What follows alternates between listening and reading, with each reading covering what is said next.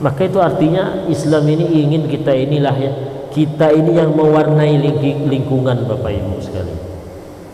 Kalau satu wilayah, satu komplek ini tidak ada yang sembahyang tarawih, tidak ada yang mau sholat tarawih, biarlah seorang awak datang. Kalau satu wilayah ini tidak ada yang mau puasa Ramadan, saya tetap puasa Ramadan. Kalau satu kantor tempat bekerja ini semuanya menerima uang sogok, saya tak akan mau menerima uang sogok. Berani tak? Kalau atasan saya, bawahan saya semua melakukan pelanggaran ini, saya tetap tidak akan melakukan. Begitulah cara kita bergaul dalam hidup ini. Itu yang akan membuat kita ini Pak berkarakter bahasa orang ini, punya kelebihan tersendiri sehingga kita dilihat orang berbeda dengan yang lain. Tapi kalau ikut apa kata orang, ikut ke mana arah angin, sah, tak ada gunanya. Bohong orang bohong lawak, korupsi orang korupsi lawak. Apa yang dilakukan orang yang tak elok kita lakukan. Ini bukan prinsip orang Islam. Bapak Ibu yang dirahmati Allah Subhanahu wa taala. Itu yang kedua, rambu-rambu dalam bergaul. Kemudian rambu yang ketiga yang ingin saya sampaikan pada subuh ini adalah posisikan orang sesuai dengan kehormatannya, sesuai dengan status sosialnya. Mau apa maksudnya Ustaz? Saya berikan contoh. Kalau kita saya umpamanya bikin acara makan-makan di rumah, mungkin anak saya menikah, atau saya bikin acara syukuran selamatan. Orang-orang yang saya undang pertama warga setempat tentunya. Ada yang masyarakat biasa yang tidak punya jabatan, ada yang masyarakat tapi dia punya jabatan, Pak RT, Pak RW, Bang. Kemudian ada undangan, atau saya juga mengundang orang-orang yang dia jabatannya lebih tinggi dari Pak RT, Pak RW. Saya undang wali kota, Bang. Saya undang pula ustadz yang dia sudah kondang, mungkin UAS saya undang, Bang. Itulah undangan, itulah orang-orang yang saya undang ke dalam acara saya yang saya buat di rumah, Bang. Sekarang Bapak Ibu sekalian, ketika saya menunggu tamu yang saya undang itu, apakah sama rasanya cara saya mengundang antara masyarakat yang biasa yang tak punya jabatan tadi dengan masyarakat yang ada jabatan, kemudian yang lebih tinggi jabatannya, kemudian tokoh-tokoh masyarakat seperti ulama tadi, seperti UAS saya contohkan, sama tak? Sama tak kira-kira Pak? Tidak sama Pak. Kalau kawan sebelah rumah mungkin tak tersinggung dia kalau kita tak tegak. Datang dia, Assalamualaikum, Waalaikumsalam, masuk Jo, siko duduk ya, senyum. Kita masih duduk di tempat yang sama, tak berdiri. Ataupun kalau kita berdiri, dia yang datang ke kita salami, duduk. Dia sudah tersanjung Pak, dia sudah terhormat, merasa dihormati sesuai dengan kehormatan dia, status sosialnya. Tapi coba tiba wali kota, datang Pak Wali Kota, Assalamualaikum, Pak Wali Kota, tak tegak saya, duduk ya situ Pak. Rasanya gimana tuh? Rasanya gimana? Kalau standar yang pertama tadi udah cukup, tapi ini kan wali kota, kedudukan dia sebagai wali kota menuntut kita selaku tuan rumah untuk memberikan penghormatan lebih sedikit dibanding yang tadi. Tegaklah saya jemput ke pintu, salam, saya giring dia ke tempat di mana posisi yang sudah saya tentukan. Begitu bentuknya perbedaan kita dalam menghargai orang lain. Jadi kita menghargai orang lain minimalnya dengan melihat kedudukannya, kehormatan. Jangan sampai kurang Pak. Contoh tadi masyarakat yang biasa, tetangga sebelah, bagi dia sudah wajar dan sudah terhormat bagi dia kalau kita sudah senyum ketika dia datang, jawab salamnya, senyum, kita tunjukkan tempatnya nih Pak. Itu sudah penghormatan bagi dia. Walaupun kita mungkin tak datang tegak menyambut dia, salam, walaupun tak sampai demikian, bukan berarti tak boleh, boleh.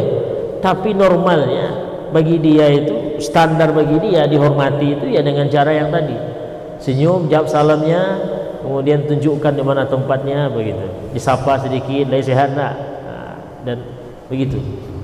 Tapi kalau sudah yang datang itu standarnya orang yang sudah lebih tinggi pula kedudukan dan kehormatannya, pangkatnya, maka menuntut kita lebih lagi menyambutnya, ya Pak ya?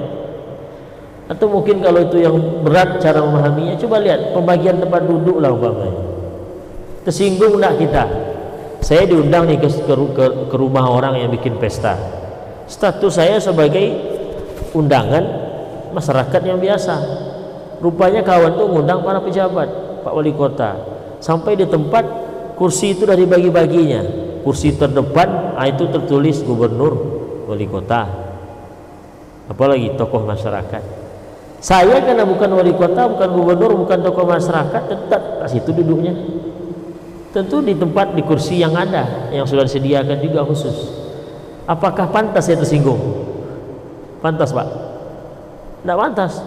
Kurang aja tuan rumah, masa dibeda-beda. Kalau tapi duduk, awak kok sama manusia mah, lu gubernur letak di tompein depannya, ada nak yang model begitu?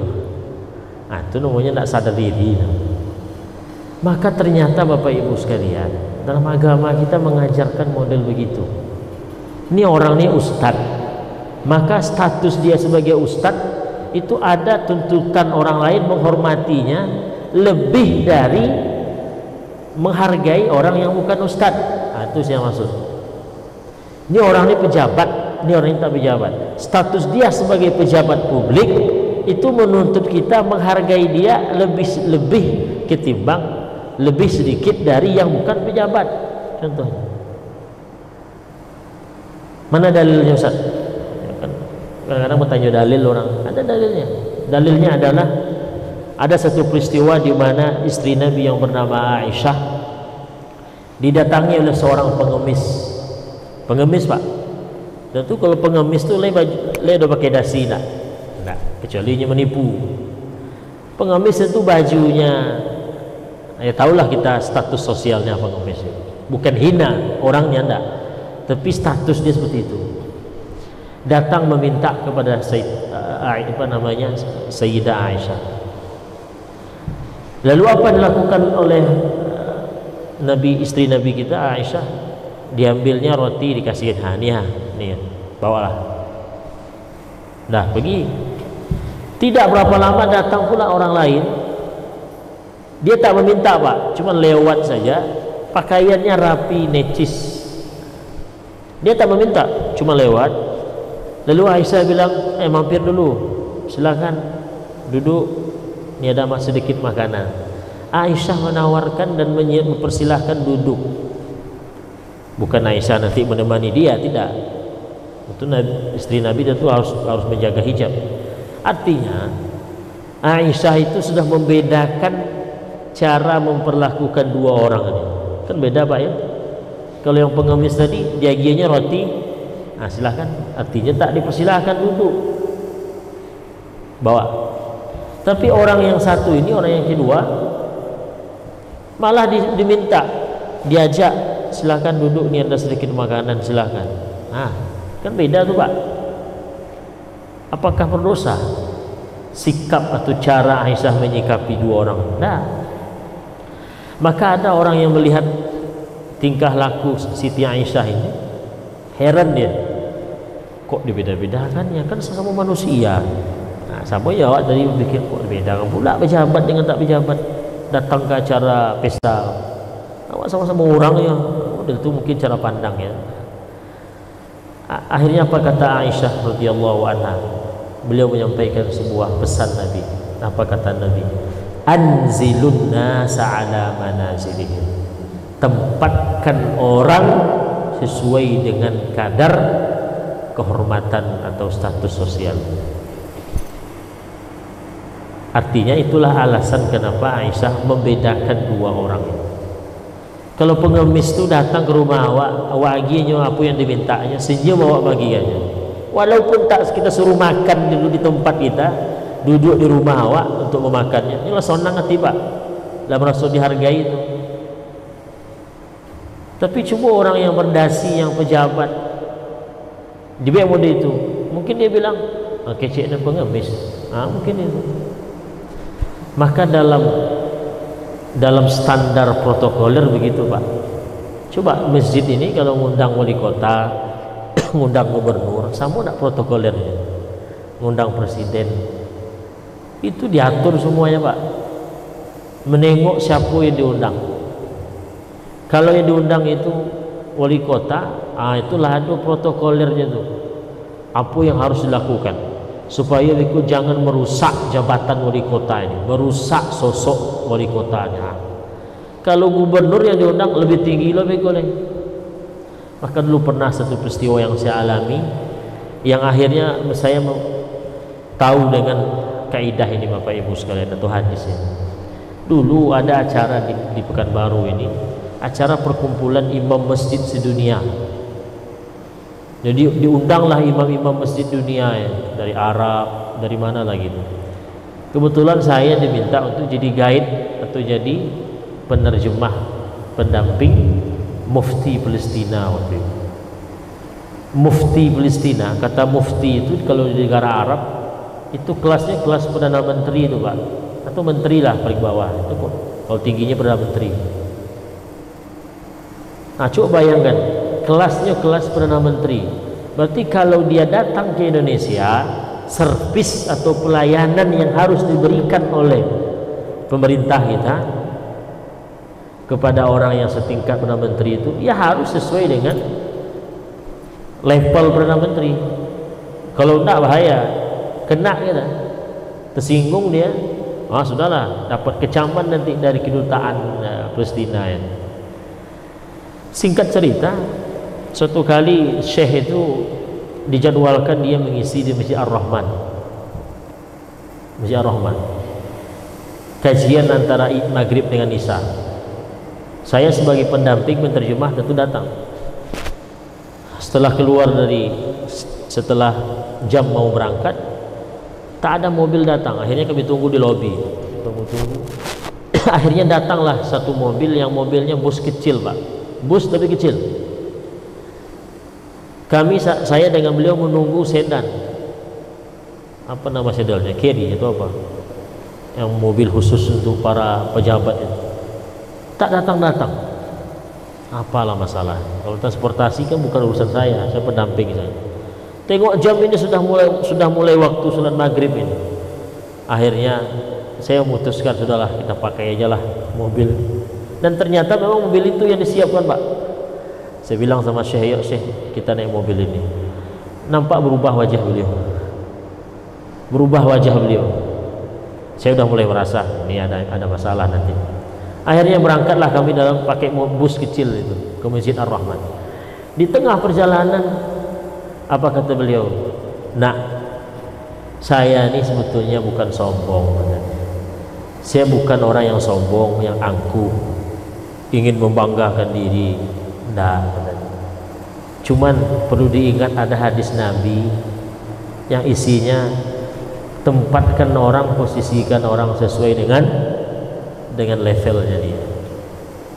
Langsung kena pak dalam hati saya, kena lagi. Akhirnya saya teleponlah panitia yang mengurus transportasi. Ini syekhnya udah marah nih, saya bilang. Dia tak mau nanti balik, dia mau pulang. Ya pakai bahasa ini lah, mengancam lah. Akhirnya pas balik lagi dari masjid ke hotel, baru datang tuh sedan itu, yang plat hitam, plat merah ya. Jadi pelajaran yang berharga bagi saya waktu itu pak adalah, oh iya, memang manusia ini pak, memang sudah bawaan kita. Kalau kita jadi pejabat, tentu kita minta penghargaan sedikit lebih dari yang ketika kita tidak menjadi pejabat. Itu normal pak, tersinggung kita. Contoh tadilah, kita diundang ke sana sebagai pembicara, kan mesti dihargai juga kita sebagai pembicara.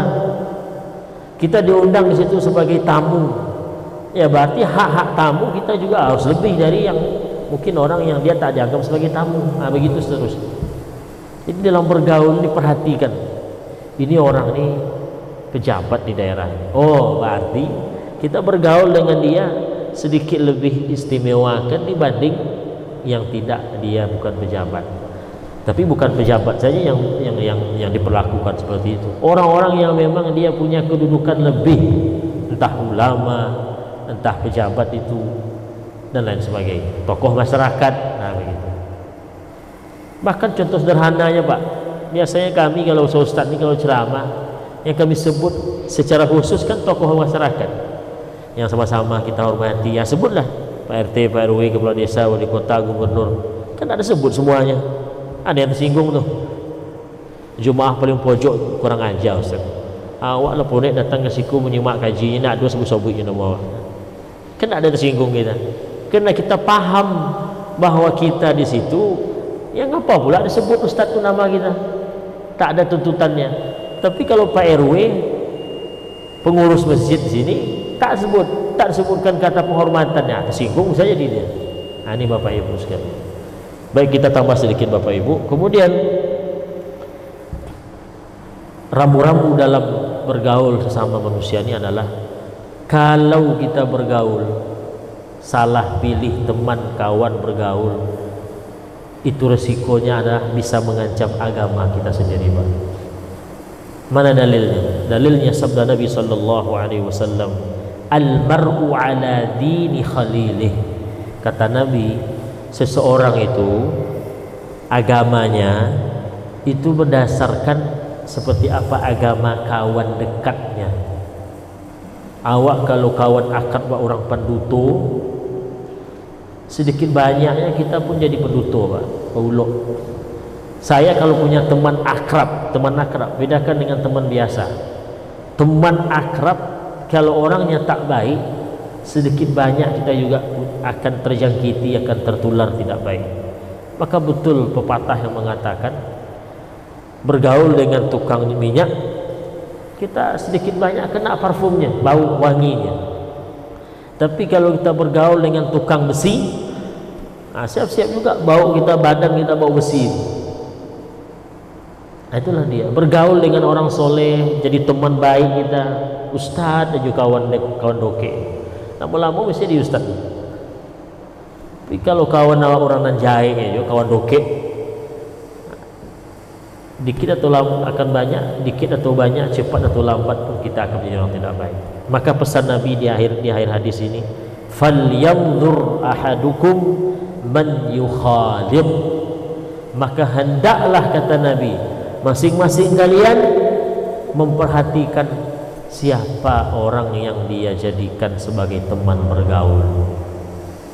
Oh, kalau begitu tak boleh berarti bergaul dengan orang-orang pasar, Ustaz.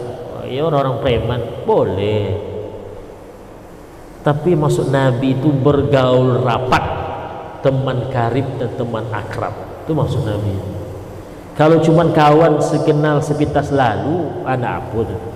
Oh, si anu, oh iya pernah berjumpa tu, awak kenal je namanya tu di Pasaikan tu. Oh iya. Ah, tu nak masalah. Tu sombong. Lebih kurang kalau tak mau kita mengenalnya. Yang dimaksud Nabi ini adalah teman akrab, teman karib. Tolong diperhatikan betul seperti apa agamanya, bagaimana tingkah lakunya. Ini maksud Nabi. Kemudian yang terakhir Bapak Ibu sekalian, rambu-rambu dalam bergaul itu adalah jadilah cermin bagi orang lain. Tahu cermin, Bu? Apa bahasa awak? Comin, cermin, kacau, tempe berkacu, cermin. Jadilah cermin bagi orang lain. Awak jadi cermin untuk orang lain. Ini pesan Nabi. Dalam sebuah hadis Nabi sallallahu alaihi wasallam, al-mu'min mir'atul mu'min. Orang mukmin yang sejati itu adalah cermin bagi orang mukmin yang lain. Apa maksudnya tuh, Ustaz? Dalam kata-katanya, Ustaz. Oh iya, dalam. Maka para ulama ketika mengatakan, menguraikan hadis ini, kata mereka, ini adalah kalimat yang singkat tapi padat maknanya. Dan itulah kelebihan Nabi Muhammad sallallahu alaihi wasallam. Kata Nabi, utitu jawami'ul kalim. Saya, kata Nabi, diberikan oleh Allah kemampuan atau diberikan ucapan-ucapan yang singkat, tak bertele-tele, padat maknanya, sehingga syarat makna. Maka di antara ucapan beliau yang seperti itu ini, kata Nabi, al-mu'min mir'atul mu'min. Orang mukmin yang sejati itu dia menjadi cermin bagi mukmin yang lain. Maka kita disuruh oleh Nabi, oleh agama kita untuk jadilah cermin buat orang lain. Nah, coba lihat Pak, apa fungsi cermin? Kita kalau bercermin, kira-kira apa yang dilakukan cermin? Nah, pikirkanlah, akan banyak pelajaran-pelajaran yang bisa dilihat. Dan itulah yang diinginkan oleh agama kita. Satu aja contohnya, kita kalau bercermin, kira-kira cermin itu berbohong tak? Muka buruk, ketika buat cermin ancak jadinya. Mungkin Pak? Enggak. Kecuali kamera HP gini, ayo tuh hitam sehitam-hitam mukanya. Buat kamera HP itu putih aja jadinya. Aduh tuh. Tapi cermin yang pada umumnya, ketika kita bercermin di cermin itu, kok betai lalek sih kok nampak. Kalau hitam muka hitam juga. Artinya apa? Kita ini seharusnya menjadi seperti cermin itu bagi orang lain. Ketika orang lain mungkin minta saran, minta pendapat, maka sampaikan apa adanya. Kalau orang kau baik, sanjung dia, hargai dia. Tapi kalau orangnya tak baik, ada aib dia, ada sikap dia yang salah, ingatkan, nasihati, jangan dibiarkan. Sama seperti cermin tadi, apa yang kita letakkan di depan cermin itu, itulah yang nampak. Tak ada tipuan cermin itu, kecuali mungkin ya kanan jadi kiri, kiri kanan, itu bisa. Begitu juga kita dengan sama kita. Kalau kawan nih dia tak baik, nah kita selaku cermin tunjukkan ke dia, Pak, saya lihat perangai Bapak begini Pak, kurang baik menurut agama kita Pak. Nah, sama dengan cermin ketika menunjukkan, oh rambut kita masih kusut. Cermin tak ada marah, tak takut dia menunjukkan kejelekan kita kalau bercermin. Aduh cermin takut tak? Aduh orang buruk bercermin Pak. Apa kata cermin tu? Onde mak, iku kalau dia nampak kan buruknya, iku abin, iku ni tenjunya. Ada tak? Begitu juga kita. Ketika kawan, ya tetangga, orang sahabat, kita lihat dia memang ada akhlaknya yang tak baik, tegur. Artinya nampakkan ke dia bahwa Pak, Bu, ini sikap Bapak ini yang suka berbohong dalam berbisnis tak baik Pak. Ini kita dapat dosanya. Ini kata Nabi, ini kata Tuhan. Itu sama dengan cermin menampakkan sisi-sisi yang tak baik dari tubuh kita. Tapi kalau orang tu baik, mungkin paling pandai menghargai orang lain, sopan bicaranya, sanjung orangnya. Sama seperti cermin, ketika kita hadapkan benda yang bagus, letakkan depan cermin, cermin akan menampakkan kebaikannya, rapi, bagus, nampak kalau cermin. Begitu juga kita, elok orang kita puji, kita sanjung, mantap akhlak engkau, memang itu yang diajarkan oleh guru-guru kita dulu, mantap, sanjung. Tapi kalau ada akhlaknya yang tak baik, ada aibnya yang memang perlu diperbaiki, sampaikan, minta dia untuk memperbaiki. Inilah Bapak Ibu sekalian, ramu-ramu dalam bergaul.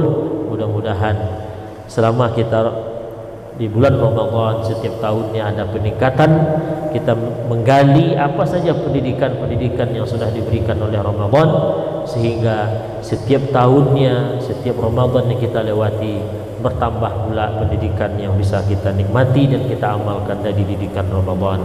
Fa'tabiru ya ulil absar la'allakum tuflihun. Subhanakallahumma wa bihamdik, asyhadu an la ilaha illa anta, astaghfiruka wa atubu ilaik. Assalamualaikum warahmatullahi wabarakatuh.